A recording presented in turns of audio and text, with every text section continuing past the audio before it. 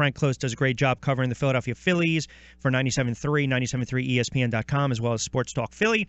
Hoping to get him on throughout the season. And good to talk to you, Frank. How you been, pal? I'm doing well. How about yourself, Rich? I'm doing well. Good to catch up. And all right, let's get right into it. First of all, listen, you go up against a Mets team. You know the Mets are one of the prohibit favorites in the NL East. I think the expectation is if you take one, if you take two up three, that's great. But then you see what happens in the second game.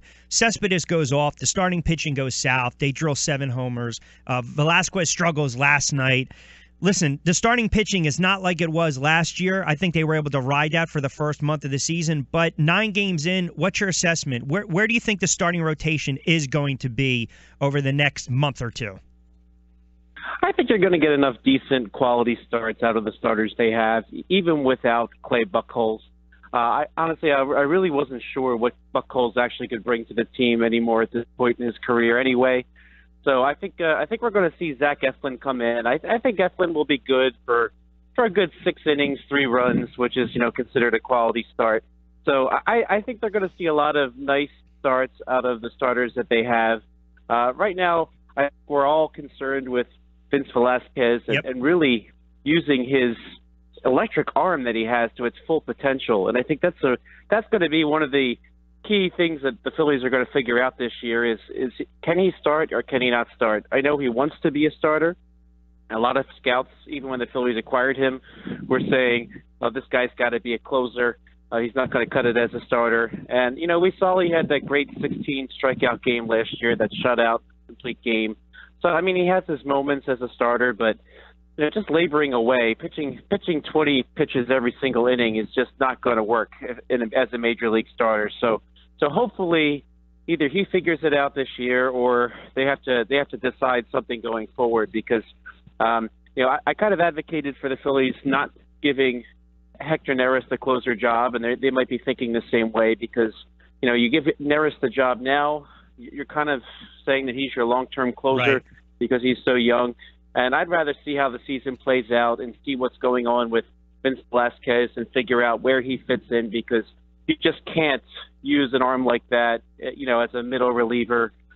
He's probably either a starter or he's a closer, and that's what they need to figure out right now.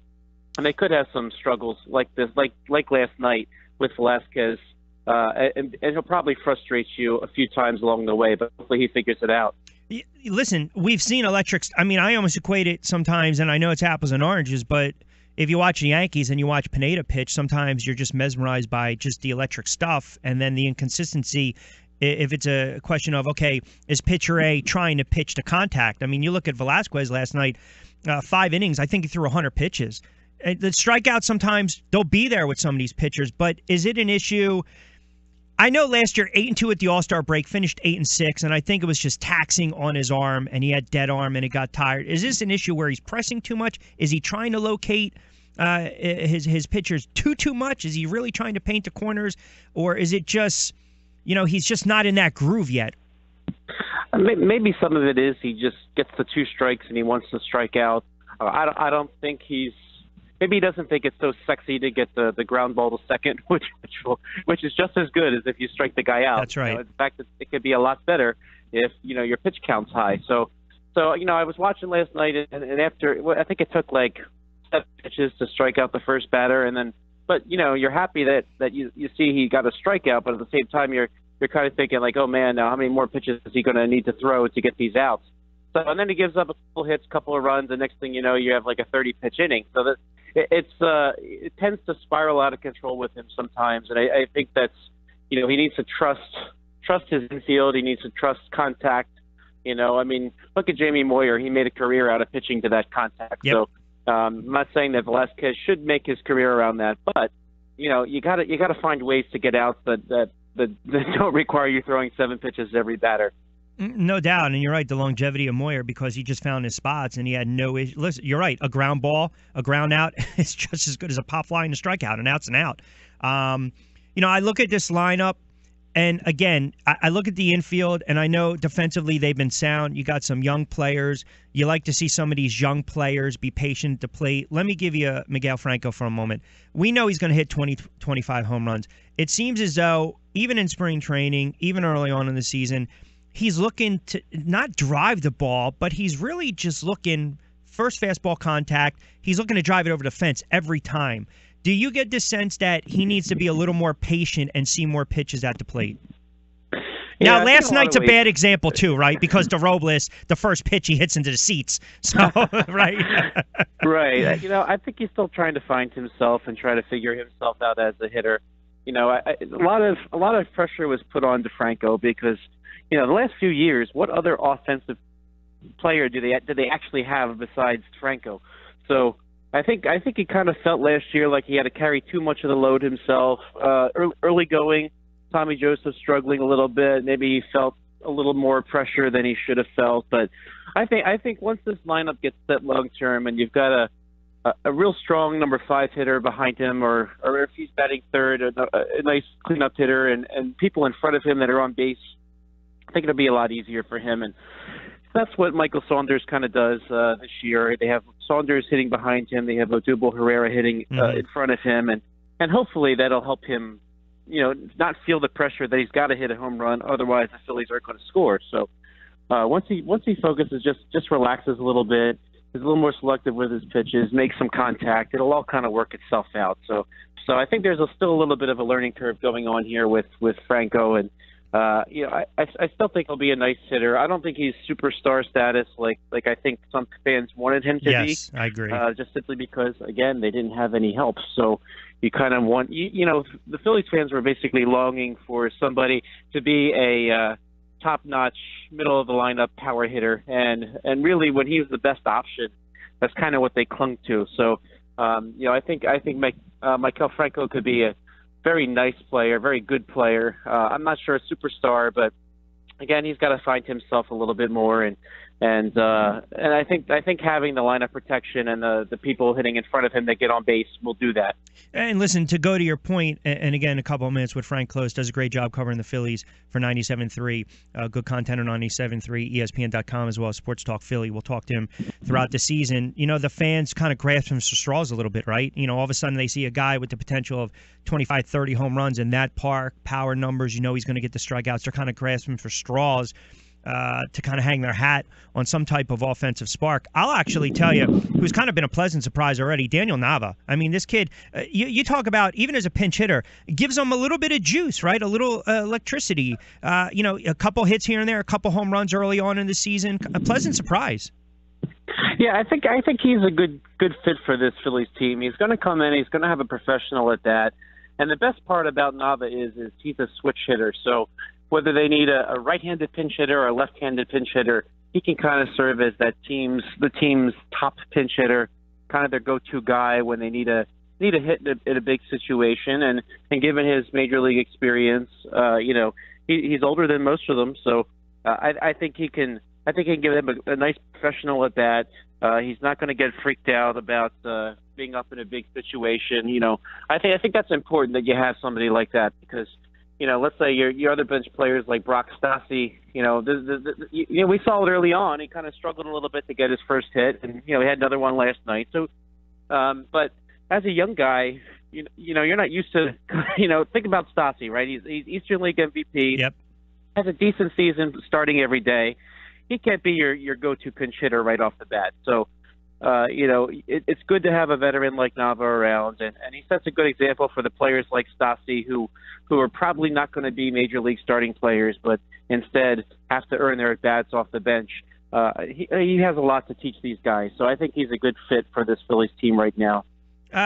Real quick on Buchholz, it's unfortunate, and again, it's not like he was a long-term solution when they signed him, but it's just he's had injury problems. He's injury prone.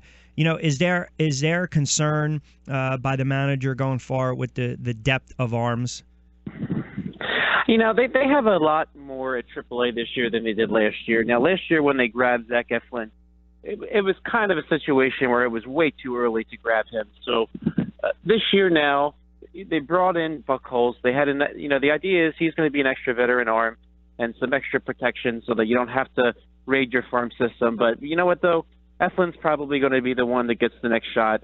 And behind him, you still have Jake Thompson. And then you have guys like Ben Lively and Nick Pivetta who probably could come up at some point, if you need a starter. And Mark Appel, it's make or break for him. So he might get a shot this year. So there are more names now than in the past. The Phillies are no longer going through a cycle where they're pitching Jerome Williams and Aaron Harang and Chad Billingsley and basically anybody else they can grab on waivers and throw out there like Kevin Correa. So, they were down. They went through some really lean years, and at least now they have some depth that you're not that afraid to bring up. What did you make of Ramos and Cabrera exchange the other night? Because I know obviously the manager thought it was Bush League. Listen, it's a tie game in the 8th inning. What the heck you doing? Right, yeah. Those two know each other very well. They're from the same country. There's a lot of resentment, not just the walk-off. I think Cabrera also felt slighted that he didn't make Team Venezuela for the World Baseball Classic, and Ramos did.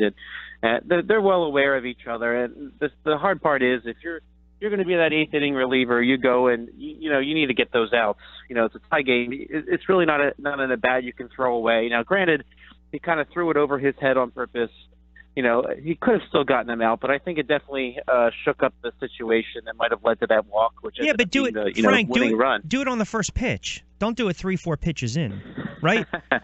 Yeah, that's a good point. Or if it really is a big deal, you find your starter and have him do it in the second inning. I mean, it's like, it's a little bit, and I will say Andres Blanco is sort of, who's also from Venezuela. Phillies have a lot of Venezuelan players. He reached right out to him and put his arm around him and kind of set him straight. And so I think that's not a mistake he's going to make again. But you know what? With a young team, you're going to find little mistakes like that now and then. They'll learn their lesson, and I'm sure that it won't happen again. So, but better now than when you're trying to get into the playoffs and you need every win. Listen, this covering baseball, and I know this too. Baseball is a long, long season. You can't win the pennant. You can't win the division in April, but you can bury yourself. And again, this team's 3-6. You got 6 now on the road starting tomorrow, 3 against Washington, 3 against the Mets. I would venture to guess in that dugout, in that locker room, they don't want to come back home 3-12. How imperative is it to try to salvage these sets? And if best case scenario, you take 2 out of 3 from Washington, you take 1 or 2 out of 3, you split 3-3, you come home, you feel a little bit better about yourself knowing that you have Atlanta and then you have Miami before you go on the road to take on the Dodgers. Yeah, and I don't think they're going to get swept too often by the Mets. The Phillies have some tools, and any team in the NL East, even the ones that are supposed to win, the Nationals and the Mets, they still have some flaws that the Phillies will take advantage of someday. Like we saw with when they have to throw Jeremy Guthrie out there. That would with poor guy. I mean, very very nice guy, but he was clearly not. He shouldn't be in the major leagues anymore, which is kind of a shame. But there's going to be games like that where they can beat up on the Mets or on the Nationals, and so I don't see the Phillies team as one that's going to get swept a whole lot. Now, again, you want to try to win. Of course, you want to win every day, but you want to at least win one per series. You just don't want to create a situation where it just feels like the world is crashing in on you. Right. With the young guys, you don't want them to get discouraged. So, and if they lose a couple, win one, I think mentally it's a lot better for them than getting swept. But I could still see them going down, getting some good pitching performances from Hellickson and Eichhoff. And really being able to win a couple games on this road trip. I like how you skipped over Nola taking on Strasburg tomorrow. You went right to Hellickson and Eichhoff. well, yeah. I mean, Nola's a discussion that we could spend a while on, and kind of where he is right now. But you have those two. Their 2 strongest starters are Hellickson and Eichhoff, and when they both pitch that they're going to get a decent chance to win. They're not going to collapse in the second inning too often. Who, if got about 30 seconds as we close out. So the slated Nola, Hellickson, Eichhoff. Who in your mind would be the first start against Wheeler against the Mets next Tuesday? That's a good question. We need to see what the Phillies do with their rotation because they're the 2 off days. So they had Eflin for a while. So I think that's the thing. They might try to keep Hellickson and Eichhoff on as much a rhythm as they can. So I think they will dictate what happens. All right, Frank, good stuff, pal. Keep up the great work. Look forward to having you on throughout the course of the season, and we'll talk next week. I appreciate it, pal. Thanks so much. Talk to you then. You got it. All right, good stuff from Frank Klose. Good follow on Twitter as well. Does a good job covering the Phils for 97.3 ESPN FM.